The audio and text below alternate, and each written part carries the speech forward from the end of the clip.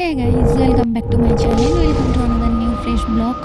তো আজকের ওপরের থাম্বনেল টাইটেল দেখে তোমরা বুঝতেই পেরে গেছো যে কী নিয়ে ব্লগ করতে চলেছি। একদমই ঠিকই ধরেছো, আজকে জন্মাষ্টমীর ব্লগটা তোমাদের সামনে নিয়ে এসেছি আবারও। তবে হ্যাঁ, প্রত্যেকবারের জন্মাষ্টমী পরপর 2 বছর তোমরা যবে থেকে আমার ভিডিও স্টার্ট মানে কন্টেন্ট শুরু করেছি তবে থেকে পরপর 2বার জন্মাষ্টমী করেছি। তো সেখানে দেখতেই পেয়েছিলে যে অনেক কিছু রান্না বান্না করে গোপুসোনাকে খাইয়েছি। তবে এবার কি বলো তো, দুঃখের বিষয় যে প্রথম কথা, আমার মন মেজাজ, প্রথম যেটা আসল ঘটনা সেটা হলো আমার মন মেজাজ কোনোটাই ভালো না। আর ঠিকঠাক মানে এই মুহূর্তে মানসিক দিক থেকে খুব চাপে রয়েছি, ভালো নেই, একদমই ভালো নেই। আর দ্বিতীয় কথা হলো শরীরটা খুব খারাপ। তোমাদের মানে এর আগে শেয়ার করিনি, হয়তো আমি ভিডিও দিচ্ছি, কিন্তু খুব মানে সাংঘাতিক খারাপ আমার শরীর। তো সেই জন্য আমি তোমাদেরকে মানে সেরকমভাবে ভিডিওটা দেখাতে পারছি না, খুব শর্ট ভিডিও দেখাচ্ছি। তো এখানে দেখতেই পাচ্ছ যে মা দুদিন আগে থেকে সব সার্ফ টার্ফ দিয়ে ভালো করে পরিষ্কার করে নিয়েছিল, আমাদের নিরামিষ হচ্ছিল। তারপর আমি এখানেই আজকে অন্যবার ওপরেই করি, ওপরের গ্যাসে আলাদা করে, এবার আর আলাদা করে কিছু করতে পারিনি। এবার এমনি নর্মাল রান্নাঘরেই আমি গোপুর জন্য শুধু সুজি আর একটু ক্ষীর বানিয়ে নিয়েছি। তারপর নিয়ে গোপু সোনাকে স্নান করিয়ে নিচ্ছি। আর একটা কথা বলতে ভুলে গেছি, গোপু সোনাকে কিন্তু খুব সুন্দর করে সাজিয়েওছি আমি, খুবই সুন্দর, মানে খুব। তো গোপু সোনার ওখানে যে ডেকোরেশনটা সেটাও আমি তোমাদের দেখাবো, সেটা করেছি আগে। কিন্তু হ্যাঁ, ভুলেই গেছিলাম যে তোমাদের ভিডিও করতে হবে, ওই জন্য সকাল সকাল গিয়ে ওই জায়গাটা ডেকোরেশন করেছি, সেই জায়গাটা ভিডিওটা নিতে একদম ভুলে গেছি। তারপর আমি দেখতেই পাচ্ছ এখানে গোপু সোনাকে দুধ দিয়ে স্নান করাবো বলে সমস্ত ঘি, মধু, চন্দন, সব কিছু, আতর, সব কিছু দিয়ে নিলাম। দিয়ে নিয়ে গোপু সোনাকে আমি এখানে স্নান করাবো বলে রেডি করে নিয়েছি। যাই হোক, যেটা বলছিলাম সেটা হলো যে খুবই শরীর খারাপ, মানে খুবই, মানে এই মুহূর্তে দাঁড়িয়ে আমার এতটাই শরীর খারাপ, তোমাদের সাথে কী আর শেয়ার করব। তবুও আমি অনেকটাই কষ্ট করে, মানে আজকে যেহেতু জন্মাষ্টমী, আর গোপু সোনাকে তোমরা আগের ভিডিও আর আগের দুটো ভিডিওতেও শুনেছো যে গোপু সোনাকে আমি নিজে পেয়েছি। তো সেখানে দাঁড়িয়ে আমার পুজোটা করতেই হতো, তো সেই জন্য আমি পুজোটা করেছি। অন্য কোনো কারণে যদি বাধা থাকতো তাহলে হয়তো করতে পারতাম না, কিন্তু যেহেতু সেরকম কিছু নেই তাই আমাকে পুজোটা করতেই হবে।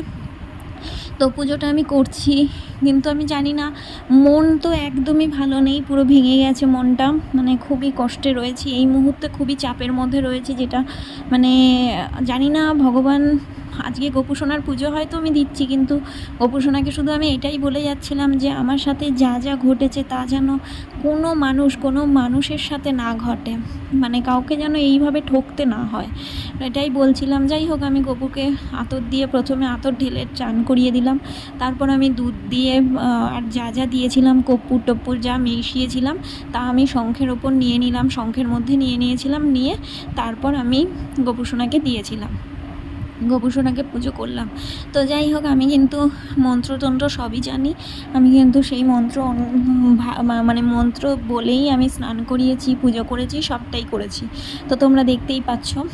তো যাই হোক, এটা আর কিছু বলারই নেই। তো তারপর গোপু সোনাকে স্নান করানো শেষ হয়ে যাওয়ার পর এবার আমি পাত্রটা একটু বদলে নেবো এই কারণে, কারণ ওটা মানে দুধ দিয়ে স্নান করা হয়েছিল, এবার শুধু গঙ্গা জলে আমি স্নান করিয়ে দেবো। কারণ পুরো গায়ে দুধ, মাখন, ঘি সব লেগে রয়েছে, তো তাই জন্য ফ্রেশ জলে চান করিয়ে আমি গোপু সোনাকে মুছিয়ে নেবো। তো দেখতেই পাচ্ছ, এবার আমি মুছিয়ে নিচ্ছি, গোপু সোনাকে নিয়ে নিলাম। আর এটা জানো তো, গোপু সোনারই একটা ছোট্ট গামছাটা গোপু সোনারই। তারপর আমি আজকে সাদা রঙের ওর জন্য একটা সাদা পোশাক কিনেছিলাম। আর ওর জন্য এবার প্রত্যেকবার ওর জন্য গিফট ফিফট কেনা হয়, কিন্তু আগের ভিডিওতেও দেখেছো, কিন্তু এবার কিচ্ছু সেরকম কেনা হয়নি, কারণ আমি কেউই বাজারে যেয়ে উঠতে পারিনি। তবে যা মানে পুজোর আগের দিন আমি কিছুক্ষণের জন্য বাজারে গেছিলাম, গিয়ে তখন ওর জন্য সব নিয়ে এসেছি। তো আমি আজকে দুখানা ড্রেস কিনে নিয়ে এসেছি, একটা বেগুনির ওপরে খুব সুন্দর, আর একটা হোয়াইট। কিন্তু আমার কেন জানি না মনে হলো আজকে আমার হোয়াইটটাই পরানো দরকার, তাই জন্য আমি গোপু সোনাকে হোয়াইটটাই পরালাম। আর ও তো আমার ভাই হয়, ওকে একটা হামি দিলাম আর বললাম আই লাভ ইউ গোপু সোনা, তাই বললাম। কারণ ওকে আমি সবসময় তাই বলি, ও আমার ছোট্ট গোপু সোনা, ও আমার খুবই গোপু সোনা। তারপরে তো আমরা যেমন পারফিউম দিই সেরকম তো ওকেও একটু সেন্ট দিয়ে দিলাম, আতর দিয়ে দিলাম সারা গায়ে। তারপর আমি বসে পড়লাম যে ওর সমস্ত মানে সব রেডি করার জন্য, মানে টোটাল সব রেডি করলাম, ফল টল সব কিছু কাটাকাটি শুরু করে দিলাম। মানে এখানে আমি দেখতেই পাচ্ছ যে ফল কেটে নিচ্ছি, পটাপট ফল কেটে নিচ্ছিলাম। আর জানো তো, যখন ঠাকুরের ভোগ রান্না করা হয় বা ঠাকুরের প্রসাদ, ঠাকুরকে সাজানো অবধি বা ঠাকুরের যে কোনো জিনিস মানে যখন করা হয় তখন না মুখটা বন্ধ করে দিতে হয়। কারণ এটা আমি শুনেছি মায়ের কাছ থেকে, ঠাম্মার কাছ থেকে।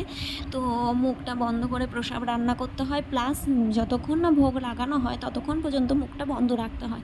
তা আমিও সেই নিয়ম মেনেই সেটা করেছি। তারপরে দেখতেই পাচ্ছ আমি এখানে সমস্ত কিছু মোয়া টোয়া যা এনেছিল বাবা, এবার তো টোটালটাই বাবা কিনে এনেছে, তাই জন্য সব কিছু A to Z সমস্তটা আমি সুন্দর করে সাজিয়ে নিচ্ছিলাম। আর দেখতেই পাচ্ছ যে ওই যেখানটায় ওখানটায় যে ডেকোরেশন করেছি তার পাশে একটা বড় দেখে তাল রেখেছি, এই কারণে যে তালটা এনেছিলাম ভেবেছিলাম যে আজকের দিনে শুধু হয়তো তালের বড়াটা করে দেবো আর সুজিটা করে দেবো।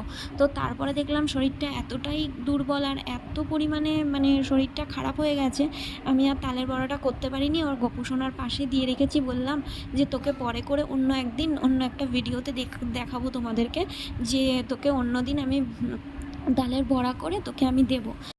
তারপর আমি মোটামুটি এখানটায় আমি সাজিয়ে দিলাম, ভালো করে সাজিয়ে টাজিয়ে দিচ্ছি সমানে। কারণ আমার তো কী বলবো বলো, মারও শরীরটা ভালো না। মার শরীর ভালো না থেকে বড় কথা, জন্মাষ্টমীর পুজোটা সব বরাবরই আমিই করি। মা আগে করতো, মার কাছ থেকেই শেখা আমার এই জন্মাষ্টমীর পুজো। কারণ যখন আমি এনেছিলাম তখন আমার বয়স 2.5 বছর, তখন থেকে তো মাই করতো। তারপরে যখন আমি বড় হলাম, বুঝতে শিখলাম, তখন থেকে আমি পুরোপুরি প্রপার একদম সুন্দরভাবে জন্মাষ্টমীটা নিজের মতন করে করি। ওকে নিজের মতন করে বার্থডে উইশ করি, সব কিছু আমিই করি। কিন্তু এই বছর একদম ভালো ছিলাম না বলে এই অবস্থা। চলো গোপুসোনাকে কী কী দিয়েছি দেখিয়ে দিই। এখানে সাবু দিয়েছি, এখানে ফল কেটে দিয়েছি, গোটা ফলও দিয়েছি, তাল গোটা দিয়েছি, আর মুড়ির মোয়া আর সুজি আর ক্ষীরটা আমি বানিয়েছি, কিচমিচ মাখন, আর ওখানে লাল লাল চেরি দিয়েছি। আর এইদিকে দিয়েছিলাম লাড্ডু সন্দেশ, মানে মিষ্টি সন্দেশ লাড্ডু, তারপরে আরও কী জানি ছিল, মানে আরও কী কী মিষ্টি জানি ছিল। ওখানে মিষ্টির একটা পর্ব সেরকম। এবার দেখতেই পাচ্ছ যে কিছুই সেরকমভাবে, ও তালের বড়া মাস্ট, তালের বড়া তো আমি করতে পারিনি এইবার, বানাতে পারিনি, সেটা বললাম, শরীর খারাপ হয়ে গেছিলো, আমি আর বানাতে পারিনি। ওই দেখো গোটা তাল আমি ওখানে দেখতেই পাচ্ছ দিয়ে দিয়েছি। সেই জন্য ভাবলাম যে বাবাকে বললাম, বাবা এবার তালের বড়াটাও কিনে নিয়ে আসো। তো দেখতেই পাচ্ছ বাবা এবার কয়েকটা তালের বড়া কিনে এনেছে, কারণ আমার পক্ষে সম্ভব না। আর ওই দেখো দেখতে পাচ্ছ যে হাতের দুটো বালা আর ওই জামাটা গোপুসোনার এই বছরের গিফট। কারণ আগের বছর গিফট ওপেনিং আলাদা করে ব্লগ করেছিলাম, এবার আর ওকে যেহেতু গিফট দেওয়া হয়নি সেরকমভাবে, সেই জন্য আমি আর আলাদা করে কোনো ব্লগ করতে পারবো না। তাই আমি ওখানেই রেখে দিয়েছি ওর গিফটটা, একটা জামা আর দুটো বালা এনে দিয়েছি ওকে। এমনি দুটো বালা পরিয়ে দিয়েছি আর দুটো বালা ওকে এনে দিয়েছি, মানে দু সেট করে এনেছি। তো যাই হোক, এখানে আমি পুজোটা করে নিচ্ছি। আর আমার মুখ চোখ দেখে তোমরা বুঝতেই পারছো অন্যবার আমি সাজুগুজু করে রিলস বানাই, সাজুগুজু করে মানে তিলক কেটে সব কিছু করে পুজো দিই। আর দেখতেই পাচ্ছ আমি আমার গোপুসোনাকে একটা লাল গোলাপ অর্পণ করছি। তো যাই হোক, প্রত্যেকবারই খুব সুন্দরভাবে সাজুগুজু করে টোরে আমি বেশ পুজো টুজো করি, ব্লগগুলো দেখলে বুঝতে পারবে। কিন্তু এইবার বিশ্বাস করো, মানে এত শরীর খারাপ যে আমার পক্ষে সম্ভবই ছিল না।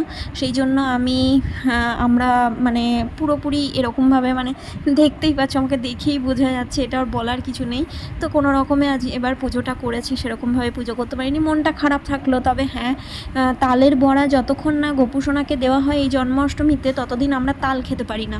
তো ওই জন্য বাবা তাড়াতাড়ি করে সমস্ত নিয়ে আসলো, মানে সব তালটা তো নিয়েই এসেছিলো, ভেবেছিল করব, কিন্তু করতে পারলাম না বলে তালের বড়া দিয়েই আমি ওই মানে ইয়েটা ভঙ্গ করলাম। যাই হোক, তো সেখানে এবার পুজোর পালা, দেখতেই পাচ্ছ আমি পুজো টুজোগুলো দিয়ে দিচ্ছি, মানে পুরো একদম মানে ফুল টুল দিয়ে যেরকমভাবে পুজো করে সেরকমভাবে পুজো দিয়ে নিচ্ছি। তারপরে আমি একটু সমস্ত ইয়েতে তুলসী পাতা, যেটা মাস্ট না দিলেই নয়, সেই তুলসী পাতাগুলো সব জায়গায় দিয়ে আমি আমার গোপালকেও তুলসী পাতা অর্পণ করলাম।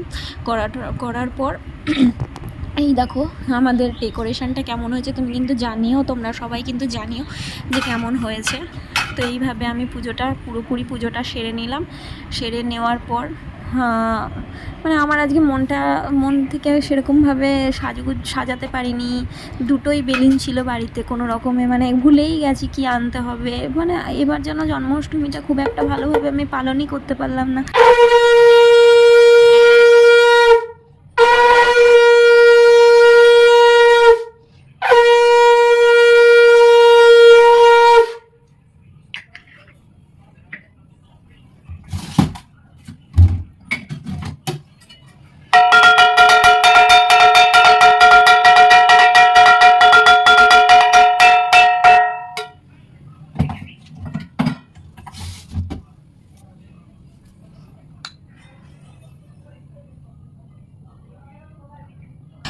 সত্যি বলতে কী বলো তো, এবার জন্মাষ্টমীতে আমি মন থেকে যেরকমভাবে আনন্দ করে আমি জন্মাষ্টমী করি, ঠিক সেরকমভাবে করতে পারলাম না। মনটা খুবই ভেঙে গেল।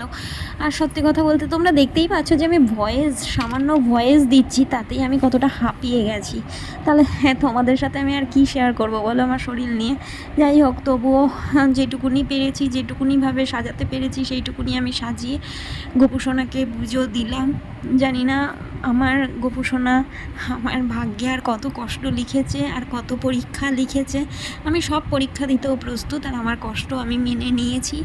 আমার থেকে কষ্টে তো অনেক মানুষ বেশি রয়েছে, আমি তো তাও অনেক ভালো রয়েছি ঘরে থেকে। তো যাই হোক, আমি তো আজ অনেক ভালো রয়েছি, তাই না? তো যাই হোক, এই দেখো আমার গোপুসোনার পুজো দেওয়া হয়ে গেছে, অলরেডি পুজো দিয়ে নিয়েছি আমি। গোপুসোনার পুজো দেওয়া কমপ্লিট, ওকে মানে খাবার টাবার দিয়ে দিয়েছি। আমি এবার একটু বাইরে চলে যাব, গোপুসোনাকে খেতে দেবো। খেয়ে দিয়ে তারপরে আবার এসে তারপর প্রসাদ নিয়ে সবাইকে দেবো। আর এখানে আমার চোখ মুখের অবস্থা দেখে তোমরা কি বুঝছো আমি জানি না, তবে যাই হোক, তবুও মনে হলো যে একটা ফটো তুলবো, তাই ফটোটা তুললাম। তো ভালো লেগে থাকলে লাইক, কমেন্ট, শেয়ার, সাবস্ক্রাইব করতে ভুলো না। পাশে থাকা বেল আইকনটি ক্লিক রেখো এরকম দ্রুত অনেক ভিডিও দেখার জন্য। আর ইনস্টাগ্রামটা কিন্তু অবশ্যই ফলো করো, ডেসক্রিপশন বক্সে দেওয়া আছে, কারণ ওখানে প্রচুর ভিডিও আসছে। তো চলো, আজকের মতন এখানেই শেষ করছি আমার ভিডিও। তো চলো, টাটা।